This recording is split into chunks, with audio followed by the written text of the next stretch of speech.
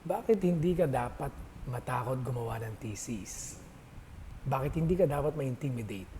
Dito sa video na ito, ituturo ko sa inyo kung bakit kayang-kaya mo ikaw o kaya mo na gumawa ng thesis or kaya ng research. Papaliwanag ko yung madalas na dahilan pagkatapos sasabihin ko yung mga madalas na dahilan ng mga gumagawa ng research o kaya ng thesis kaya nasasabi nilang hindi nila kaya. Pagkatapos, bibigyan ko kayo ng sagot bakit sa tingin ko, bakit naniniwala ako na kaya mong gumawa ng thesis. Una, syempre, alam na natin ang research, ang thesis. Sabihin na natin yung research. Senior high school pa lang ay meron ng research. Pagkatapos, college. Pagkatapos, sa master's. May option ka naman na non-thesis sa master's. Pero pagka nag-non-thesis ka, pagpunta mo sa doctoral mo o kaya doctorate mo, hindi po pwede. So, meron ka pang tinatawag natin na kakailangan mo ng bridging program. So, dagdag ka na naman. Yung iba, nagkakamali sila, nagna-non-thesis sila. Pero ang totoo, konti lang naman dahil na-intimidate sila dun sa thesis. Akala nila, mas mahirap yun. Alam mo yun, sobrang hirap, hindi kayang gawin. May mga akilala nga ako, hindi na nakakapag-compre na sila nung nasa thesis na. Hindi nila ginawa, kaya hindi nila natapos yung kanilang master's degree. So, sasagutin ko ngayon, bakit hindi ka dapat matakot? Bakit hindi ka dapat ma-intimidate na gumawa ng thesis? Ito yung unang dahilan ng iba. Dahil hindi ako magaling gumawa ng research or ng thesis. Narinig mo na siguro yan. Bihira naman talaga ang magaling. Talagang sabihin nating expert or eksperto na gumawa ng thesis.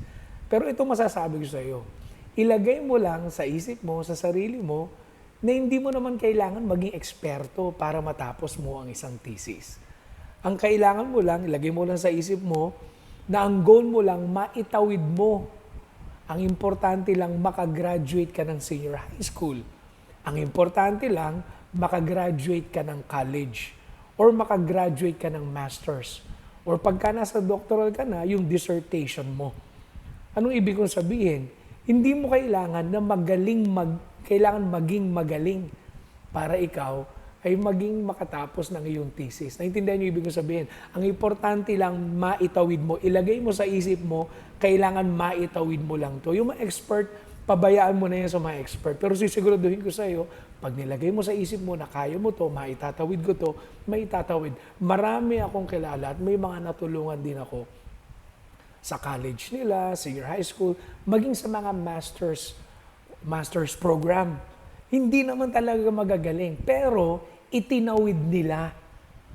Alam nila sa sarili nila, hindi sila magaling, pero ang nilagay nila, itatawid nila. Kailangan tatapusin ko to, itatawid. Kaya ba? Kaya mo. Kasi ang dami namang pwedeng makatulong sa'yo. Ito naman sabihin ko sa inyo, yung iba, sabi naman ng iba, ibabayad ko na lang. Ito naman masasabi ko sa iyo. Number one, pagka binayad mo, tama nga, matatapos mo yung thesis mo. Pero syempre, hindi ko yung gumawa ng thesis mo, di ba? Ibabayad mo yun. Magkano ba ngayon sa master? Siguro, sabihin natin na 40,000. Bawal yun, pero nangyayari talaga yun eh. 40,000 to 60,000, depende sa kausap mo. Pero ang sinasabi ko, you will save a lot of money. Ang laking pera nung pang-tuition mo na yun para sa 2 taon. Naintindihan niyo ba yung sabihin? Pang-tuition mo na yun sa master's for 2 years. Kaya huwag kang magpagawa. Bakit? Kahit hindi ka expert, matatapos mo. Basta ilagay mo lang sa isip mo, itatawid ko lang to. Ngayon, meron yung ibang, sabi naman nila, wala silang time na gumawa ng thesis. Ito naman ang sagot ko dyan. Pagka gagawin mo yung thesis ng 1 linggo, hindi mo talaga magagawa. Kasi ako rin, sa sarili ko, it will take me usually a month, ganyan. Kung tututukan ko, siguro mas mabilis, 2-3 weeks. Pero wala pa rin yung mga gathering ng mga data, ha?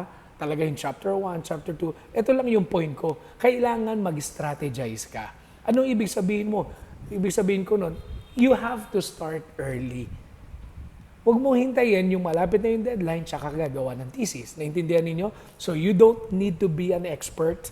Ang kailangan mo lang mag-strategize. Gumawa ka ng timeline Itong chapter 1 dito, chapter 2. Pwede ko kayong i-guide sa mga ganun. So, wag mong gawin ng isang linggo. May mga videos naman din dito, na nandito sa YouTube, na makikita ninyo, bibigyan nila kayo ng guidance. Sabi nga ni Doc Koy, yung aking advisor sa LCUP, nung aking ginawa yung thesis, sabi niya, seryosohin mo yung chapters 1, 2, and 3. Pag sineryoso mo yun, madali na yung kasunod.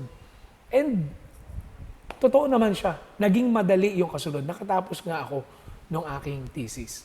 So, wala kang time, simulan mo ng mas maaga. Number 3, ano yung sabi ng iba? Hindi ako, ito narinig yun na to, hindi ako magaling mag-English. Marami naman talaga hindi magaling mag-English. Ngayon, gumawa ka ng diskarte.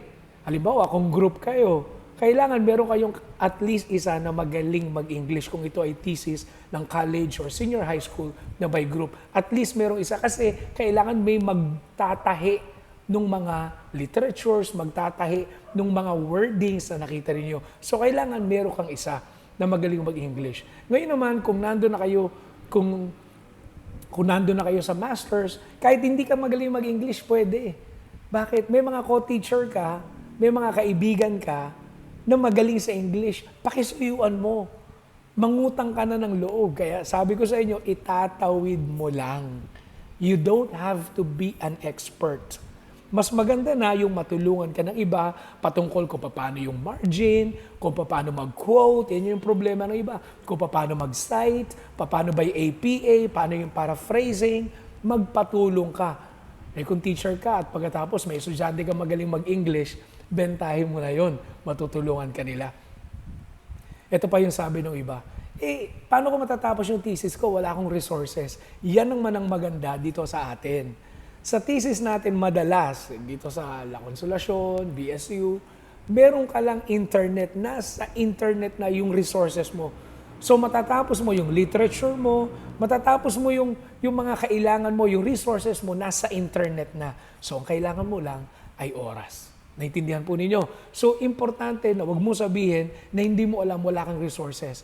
Lahat ng resources nasa internet. Meron tayo. So, kaya mong gawin, basta meron ka internet.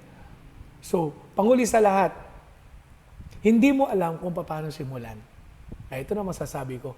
Panoorin mo yung iba pang nandito sa YouTube ko.